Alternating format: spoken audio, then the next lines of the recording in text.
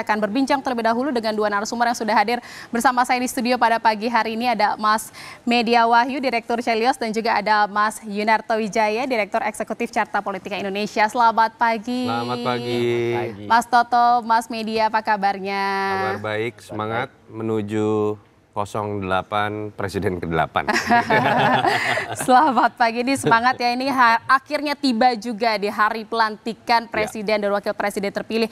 Nah, sebelum kita berbicara tentang pelantikan nih Mas, ini kan kemarin kita juga lihat ada 2 hari gitu ya pembekalan yang dilakukan oleh Prabowo Subianto terhadap lebih dari 10 orang ini calon menteri, calon wakil menteri dan juga calon kepala badan seperti itu. Dan ini adalah baru pertama kali terjadi di Indonesia gitu ya. Ini adalah sejarah karena ini pembekalan diberikan kepada lebih dari 9 kalau saya nggak salah, 109 yang diundang ke Hambalang untuk menjalani pembekalan. Ini bagaimana menanggapinya? Kalau kita lihat ini kan adalah pembekalan ini arahannya adalah koordinasi gitu ya Mas Toto dan juga Mas Media. Ini bagaimana sebenarnya apa yang ingin dipastikan oleh Prabowo dalam pembekalan ini? Apakah memang ini memastikan ini visi misi presiden ya, bukan visi misi dari para menterinya seperti itu? Siapa dulu? Boleh Mas Toto dulu. Iya, memang ini mungkin tanda kutip Pak Prabowo ya. Jadi kalau kemarin ada diklat 1 hari untuk calon menteri lalu calon wakil menteri, kabarnya nanti akan ada diklat lanjutan nih yang di Akmil Magelang ya. Jadi mungkin nanti kita akan lihat lebih menarik dalam konteks kayak ospek kali ya, ospek buat para calon menteri dan calon wakil menteri.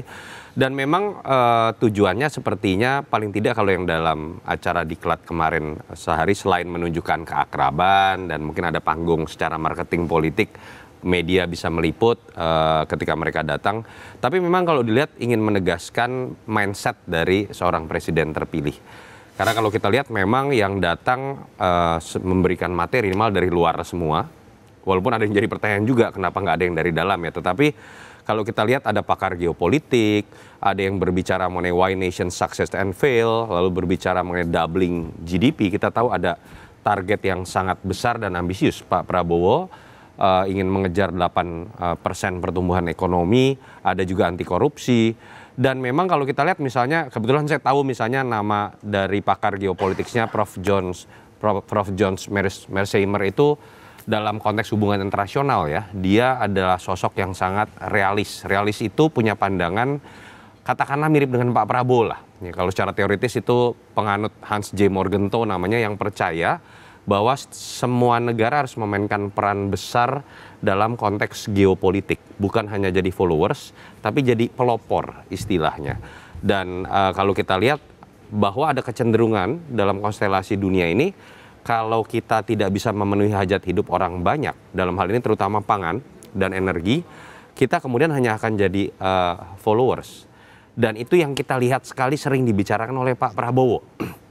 Sampai keluar program makan gratis misalnya, atau food estate misalnya. Jadi sepertinya Pak Prabowo ingin menegaskan mengenai mindset dari dirinya, sehingga tadi seperti kata Jihan bahwa jangan sampai, karena gado-gado nih ya kabinetnya ya, berbagai dari banyak sekali kalangan selain jumlahnya bertambah, jangan sampai ketika mereka bekerja visi misinya adalah sesuai dengan menteri dan bukan dengan presiden. Jadi kita lihat ini secara positif, tinggal bagaimana kemudian saya sih berharap satu hal saja, kabinet gado-gado ini yang mungkin sebagian menyaksikan, boleh saja Pak Prabowo kompromistis dalam menentukan siapa yang jadi anggota kabinet, tapi ketika mengevaluasi seharusnya beliau tidak lagi bicara mengenai politik balas budi, tetapi fokus pada siapa yang bisa mencapai target atau tidak. Satu visi misi, benar arahannya gitu ya, koordinasi. Kalau dari Mas Media bagaimana menangkapnya? Ya, sebetulnya jauh sebelum pemilu presiden kita melihat memang narasinya adalah soal rekonsiliasi antara Pak Jokowi dan Pak Prabowo, dan Pak Prabowo melanjutkan itu. Pak Prabowo ingin mengajak semuanya, tapi memang yang ingin juga saya highlight adalah karakter kepemimpinan Pak Prabowo dari latar belakang militer, semuanya terstruktur, sistematis, memastikan semua satu barisan. Saya kira pesannya itu ya kemarin dari pertemuan tersebut, memastikan bahwa kita di kapal yang sama, mengajak semua elemen itu sudah mewakili representasi dari semua tim pendukung Pak Prabowo juga kemarin. Karena hitungan saya itu 72% yang dipanggil adalah bagian dari orang yang memang memperjuangkan Pak Prabowo. Tapi memang tantangan juga tidak mudah ya, karena kita lihat menteri dan wakil menteri itu juga raksasa ya. Mereka punya jabatan yang cukup strategis di partainya, dan saya kira ini juga jadi tantangan Pak Prabowo ke depan. Jadi tugas-tugas Pak Prabowo ke depan saya kira jauh lebih banyak untuk tugas-tugas birokratis.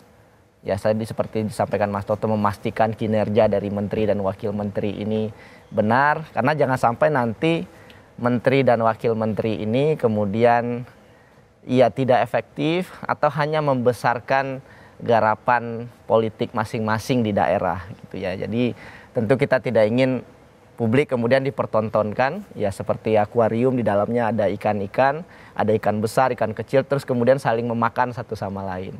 Nah, ini yang tentu saja publik ingin kabinet-kabinet ini bisa bekerja sama, dan memang tidak mudah dan butuh waktu juga mungkin ya. Pak Prabowo hanya punya waktu 5 tahun dan Pak Prabowo harus melakukan itu dengan cepat sambil tadi dievaluasi, dan harapannya juga terseleksi secara otomatis ya dari 109 orang itu.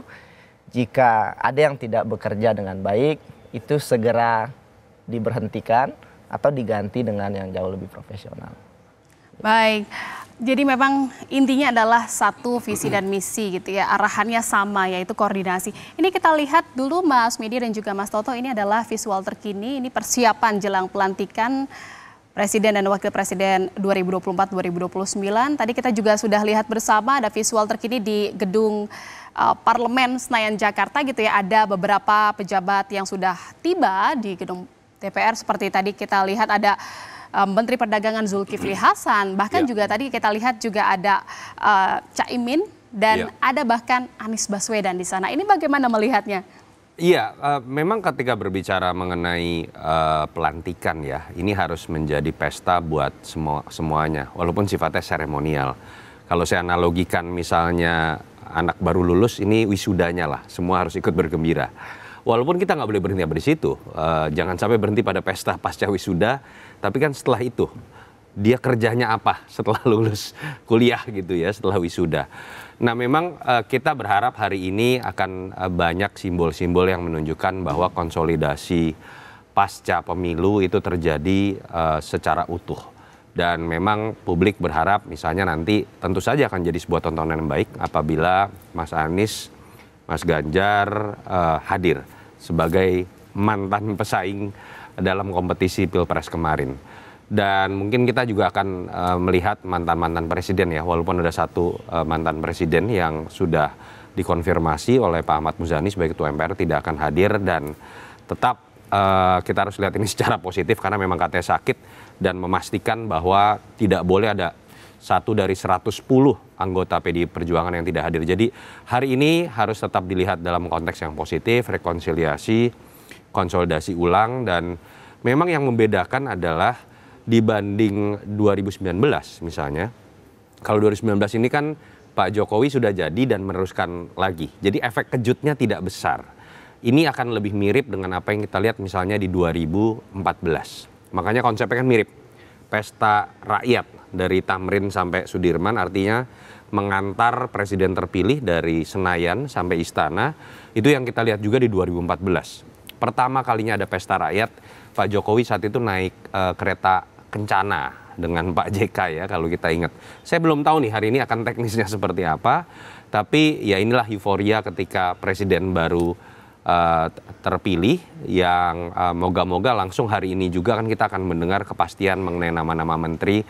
Ya, semoga selain seremoninya menunjukkan sebuah persatuan dan keguyuban ya yang Pak Prabowo termasuk memang kalau kita lihat tadi kan ada mantan pesaing dari Pilpres kemarin gitu ya, ada Anies Baswedan dan juga ada Caimin yang juga tiba di gedung DPR untuk bisa menyaksikan pelantikan pada pagi hari ini. Ini apakah memang artinya Prabowo ini mencoba merangkul semua pihak untuk bisa mendukung pemerintahan? Itu tadi, ya kita berharap Mas Ganjar dan Prof Mahfud juga hadir. Katanya sih akan hadir, tetapi kita mengapresiasi lah Pak Prabowo ini kan perbedaannya dibandingkan dengan sebelum-sebelumnya yang dianggap temperamental, yang kita lihat kan malah kemudian sangat mengutamakan aspek-aspek kayak keguyuban. Sering banget itu disebut demokrasi guyub, persatuan nasional, gotong royong, merangkul. Nah, kita harus lihat ini dari dua sisi ya. Pertama, dalam konteks menjadi solidarity maker, ini suatu hal yang positif sekali. Tetapi jangan sampai diterjemahkan dalam bahasa yang kemudian menjadi anti klimaks. Contoh, bahwa rekonsiliasi artinya menampung siapapun yang minta jadi menteri atau wakil menteri gitu kan. Atau guyub itu diartikan bahwa kemudian siapapun bisa masuk ke dalam barisan pemerintahan saya, atau gotong royong yang diartikan bahwa tidak perlu lagi ada oposisi, tapi bahwa semua partai seharusnya masuk saja ke dalam barisan koalisi pemerintahan, dikompensasi dengan yang namanya jabatan menteri. Nah, itu yang saya berharap ini buat kebaikan Pak Prabowo sendiri juga ya. Kalau Pak Prabowo mengartikan itu untuk menampung semuanya, geraknya jadi lambat. Kita tahu nggak mungkin balapan F1 dengan menggunakan truk gitu kan, karena terlalu besar, atau mobilnya F1 tapi isinya nggak satu orang tapi 2 atau 3 orang kan jadinya berat. Itu yang kita harapkan dalam konteks rekonsiliasi, rekonsolidasi, semangatnya luar biasa dari yang Pak Prabowo tunjukkan zaman kampanye ataupun pasca terpilih.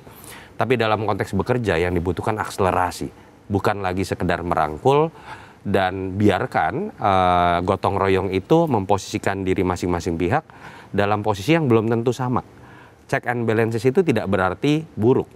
Orang yang ada di luar barisan pemerintahan bukan berarti buruk. Malah demokrasi itu menjadi terisi ketika semua menempati posnya masing-masing. Iya, kalau terkait dengan konsolidasi ini juga menarik nih, karena memang tim dari tim ekonomi Jokowi ini diangkut gitu oleh Pak Prabowo ini. Kita lihat ini artinya tidak ada jeda untuk mengejar target pertumbuhan ekonomi 8%. Ini bagaimana Mas Media melihatnya? Apakah memang pemilihan tim ini sudah sesuai dan juga adaptif gitu ya diharapkan di pemerintahan Prabowo Gibran ini, dan apakah memang selama ini nama-nama yang masuk juga sudah diterima gitu ya secara baik oleh Senayan?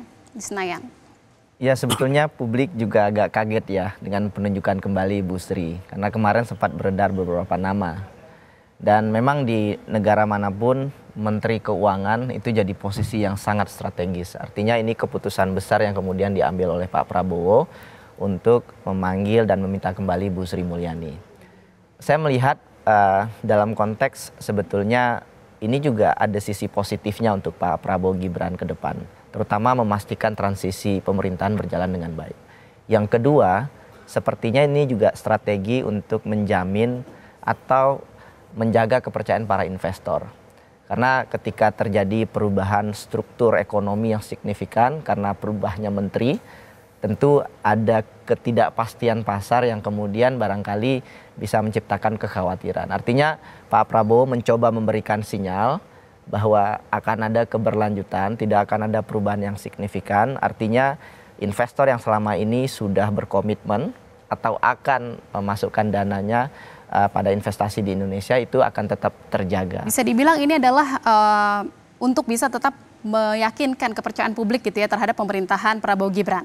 Cuman perlu dilihat juga, karena kalau Pak Jokowi di tahun 2014 sampai 2015 itu ada 1 tahun jeda, kemudian Pak Jokowi mengganti kabinetnya. Kita nggak tahu nih apakah Pak Jokowi kemudian mengganti Bu Sri Mulyani.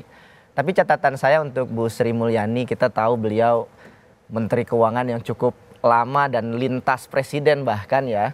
Kita juga nggak sangat menyaksikan juga gebrakan-gebrakan beliau. Tetapi memang tantangan hari ini terus berbeda. Rasio hutang kita terus mengalami peningkatan, defisit anggaran, termasuk juga penerimaan pajak yang bahkan terus mengalami penurunan. Artinya Bu Sri juga tantangannya nggak mudah. Tetapi memang ada risiko, the risk of incumbency. Kalau sudah terlalu lama duduk di posisi itu, kemampuan untuk melakukan inovasi pasti akan terbatas. Jadi pendekatannya mungkin akan sama dan konvensional. Padahal masyarakat publik nih menanti nih perubahan, terobosan baru dari Menteri Keuangan. Kita juga berharap ini nanti akan ada inovasi terbaru dari Ibu Sri Mulyani gitu ya sebagai Menteri Keuangan.